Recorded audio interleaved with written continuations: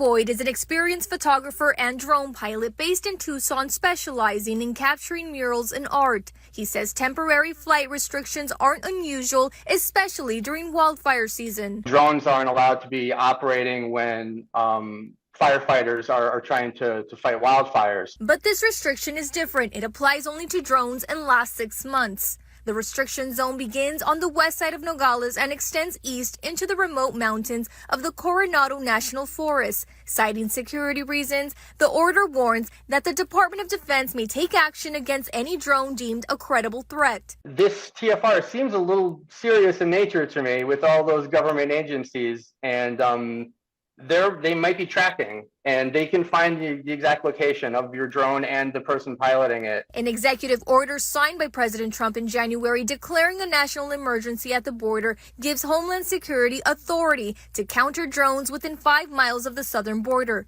The move reflects DHS concerns that cartels are increasingly using drones to smuggle drugs across the border, and recent reports show troops stationed in Arizona are using drones for border surveillance. I think it's just another way of limiting access and limiting visibility of what they're doing in the borderlands. Amon Harity with the Sky Island Alliance, a conservation group that monitors wildlife along the border, says the restriction adds to what he sees as a further militarization of the region. He says that some of the new border wall construction planned for the Nogales area will cut directly through the restricted zone. Actions they're taking to police and divide the border are really going to have implications and impacts on both humans and animals. BG Boyd says the drone ban will affect more than drug smugglers.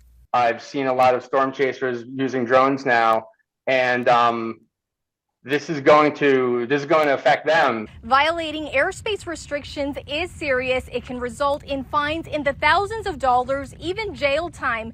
That's why drone pilots like BG Boyd say it's critical to check for any restriction zones before taking off. Reporting in Yuma, Alexandra Rangel, Arizona's Family.